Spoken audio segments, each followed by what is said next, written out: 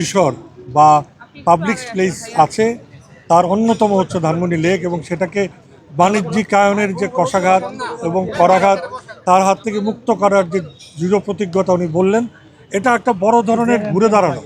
মনে রাখতে হবে যে পরিবেশ প্রতিবেশ তার অঞ্চলের মানুষের অভিভাবকত্ব ছাড়া কোনোভাবেই সংরক্ষণ সম্ভব না।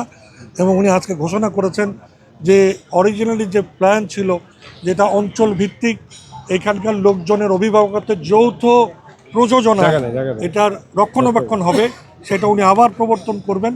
ফলে সিটি কর্পোরেশন থাকবেন এর মালিক, কিন্তু জনগণের জন্য জনগণের সম্পৃক্ততায় আবার এর প্রকৃতি নির্ভর উন্নয়নটা নিশ্চিত করা গেলে এবং বাণিজ্যিকায়নের চশমাটা খুলে মানব বা মানবিক চশমায় যখন এটা দেখা হবে, আমি বিশ্বাস করি এর অনুকরণে সারা ঢাকা শহর তার কাঙ্ক্ষিত প্রতিবেশ বান্ধব অবস্থায় ফেরত যেতে পারে।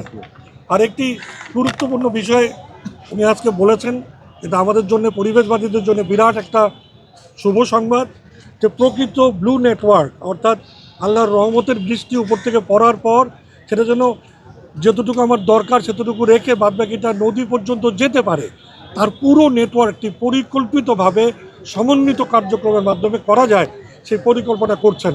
আপনাদের সবাইকে মনে রাখতে হবে, এটি দ্রুততম সময় করা সম্ভব না, এই বর্ষায় পারবেন বলে আমরা কেউই বিশ্বাস করতে চাই না। তবে এই উদ্যোগটা যখন সমন্বিত হবে, নিশ্চয়ই আগামী বছরের মধ্যে আমরা এর ফল দেখতে পাবো। শুধু দরকার আমাদের প্রত্যেকের নিজ নিজ দায়িত্ব। আমরা যখন বর্জ্য ব্যবস্থাপনায় ময়লাটা ফেলে দেই, তরল বর্জ্য লাগিয়ে দেই, আমাদের স্টর্ম ড্রেনেজের মধ্যে আমাদের টয়লেটের বর্জ্য লাগিয়ে দেই, এই সমস্ত জায়গা থেকে আমাদের ঘুরে দাঁড়াতে হবে। সিটি কর্পোরেশনকে সাহায্য না করলে সিটি কখনো আমাদের হয় না। এই জায়গায় ওনার আজকের যে পরিকল্পনার একটা মোটামুটি ধারণা আমাদেরকে দিলেন, আমরা সবাই মিলে যদি সাহায্য করি, নিশ্চয়ই ঢাকা শহর তার হৃত গৌরবে ফেরত যাবে। এটা নদীর শহর, খালের শহর, চারপাশে নদী আছে, এরকম শহর পৃথিবীতে বিরল।